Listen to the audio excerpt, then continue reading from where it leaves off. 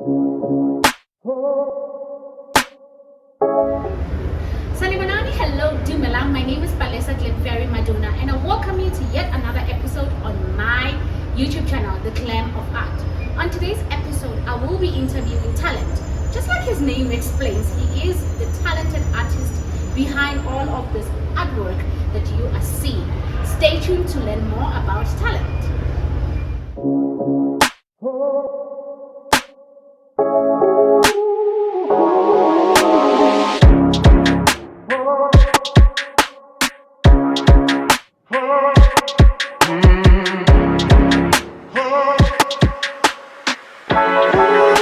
Just like I promised, guys, talent is here and I'll be interviewing him. Talent, how are you? I'm blessed. How are you doing? I am good. I'm so Great. happy that you're here.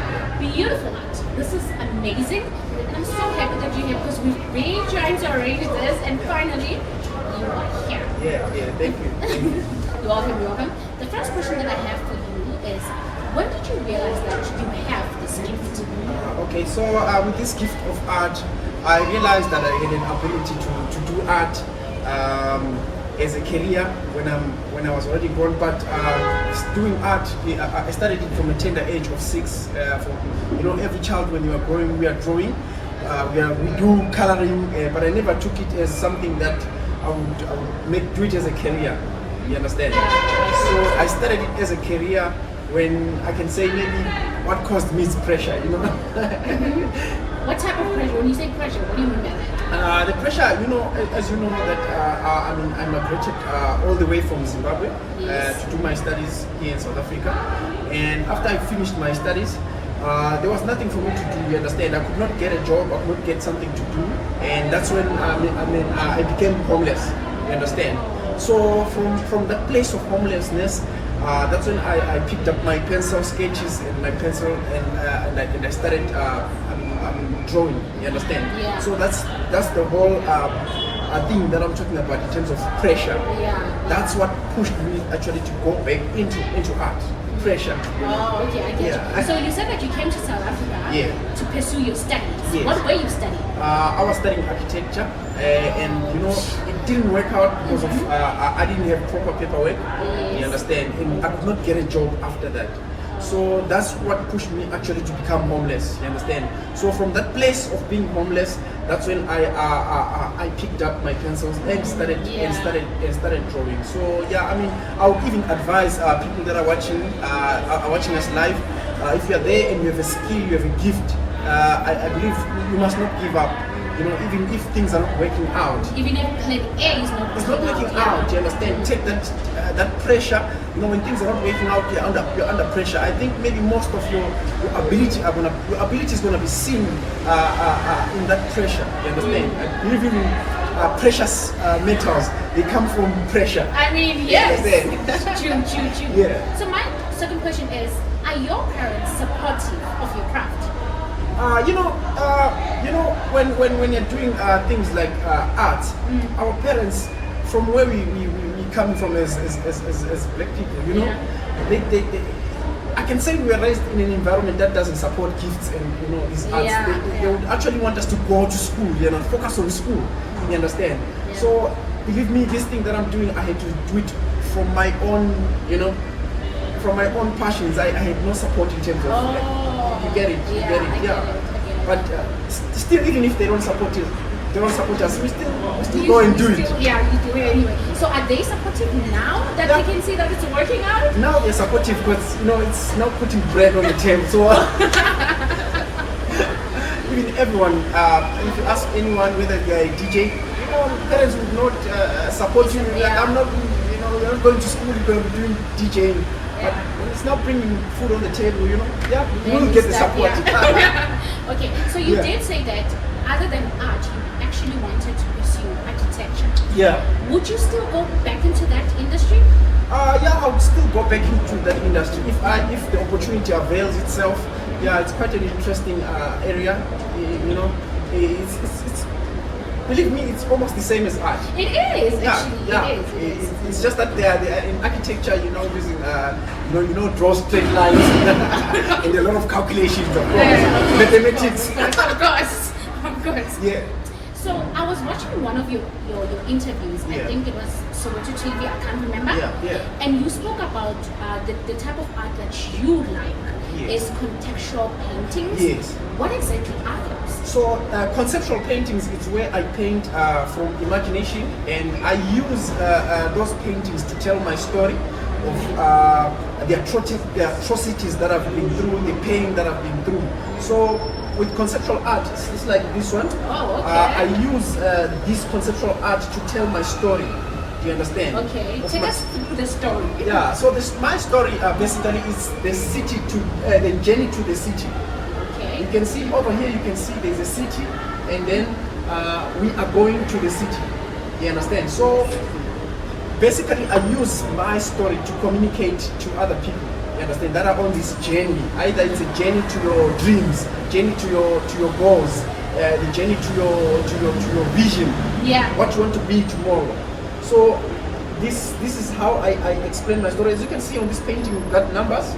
You understand? Right. So these numbers, they represent calculations, decisions, daily decisions that we do.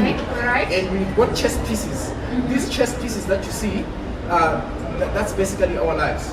We can't do a move, we can't undo a move that we have done today, but we can always do something about the next move. Oh. So to me, life is like a game of chess. You understand? It's full of checkmates. Do you understand? And then you see there's these police, and there are obstacles. These are obstacles that we meet on our way to the city. So everyone, we go through that. We have obstacles. We get to that point where we have to make important decisions. Everyone has that journey. Do you understand? Yeah, So with this conceptual art, I use my story as an inspiration, exactly as an inspiration to someone who might be going through that moment of if you're there, you're going through that moment of despair, you're going through that moment of darkness, you're going through that hopelessness, and you don't have a job, you're trying to come out of that situation. So I use these paintings as a way to communicate the story of hope, that from homelessness you can still make it. Yeah. Wow, wonderfully said. So I know that you made contributions towards the book called Lead with Heart. Yes. What type of contributions did you make there? So with the book, that lead, the book was it was amazing. It was really an amazing experience because we had kids that came. We're working with kids, school kids that they are helping through the program, and so it was quite an amazing experience, to work with the kids and coming up with that concept, and even the book itself, it's about what can I say? It's a book full of nuggets of wisdom. So it was quite an experience, working with the kids to come up with the artworks. Okay. Yeah. And I know that you have a quote on that book. Do you still remember the quote that you said? Yes, I still remember. If my quote, it was like it's around art. It's around art. So I usually say art is an instrument that helps us to see the unseen world. It helps us express our emotions. It's a channel that helps us see the unseen world. Yeah. Oh, okay. So my quotes were around art. You understand? So it's an instrument that helps us to tap into unseen emotions. Yeah. So out of all your paintings, which one is your favorite and why? My favorite. Apart from this one. Yeah. Because you already told us a story around this one. Okay. I can say my favorite painting, I have my favorite painting that is on my Instagram page. If you have an Instagram, it's called Talent3907. There is a painting. It also relates to my story. It's a painting. Yeah, my paintings, most of them, they're about the story of hope, coming from that place of homelessness to being a successful artist. So my favorite painting, that one, it touches me the most because I really poured out my heart. You understand? Or in terms of the pain that I went through when I was homeless, what I went through. You understand? The pain in that place of darkness. You get to that point in life where things are not working and you can't even see tomorrow. Yeah. So that painting, I put my emotions, I put all the pain that I went through in that painting. It's there on my Instagram. So yeah, I think you should check it out if you're there watching. Okay. So what happens when somebody maybe wants to buy a painting, and then we tell them the prices, and they say, that's too high. Do you know your prices? What are your negotiation Okay. skills? So when it comes to here in Sandton at Mandela Square, I focus mostly on portraits because portraits are it's an industry of love. You understand? If someone wants to gift someone with a birthday gift, they go for a portrait. So in terms of portraits, yeah, I have reasonable. I'm very reasonable with portraits. Yeah. So I mean, depending on the person, also we can negotiate. Oh, yeah. okay. But on the conceptual art, that's where I don't negotiate negotiate. because it's me. You're buying me. Oh, okay. Yeah. all right. So on the conceptual art, you're buying me. You're buying my story. You're buying my emotions. You understand? So yeah, then we don't negotiate. Okay. I Yeah. saw that you were painting. There's a painting that you Yes. were busy with. Yes. When you painted those individuals, those males, Yes. were they all together, or did you put them together on the painting? So with portraits, I can combine different people, different captured different places to make one painting. Is it? Yeah, I do that. Do you have like each picture so that we can see what you did there? Yeah. I have. I have. I'll show you. So I can literally. There's a painting that I was given where 4 individuals are separate to make one painting And you and put them together. merge them together like they were together that day. It's something very possible. Yeah, very simple to do. Wow, that's very nice. Yeah. I know that you have a child. Yes, Right? yeah. If your child was to say, you know what, Dad, I also want to pursue art, would you support that, or would you want them to go the traditional way? If our children want to do art, I would say I would let them fly, let them do whatever they want to do. You know, in our world, things are changing. You know, we are not supposed to raise our kids the same way our parents raised us. You know, your child is going to approach you and say, "Mom, I want to be a drone pilot." You understand? And we don't understand that world. Let them become what they want to become. You understand? Because the world is changing. It's moving very fast. Things are changing. So, I mean, your child will come up one day and say, "Mom, I want to be a TikToker."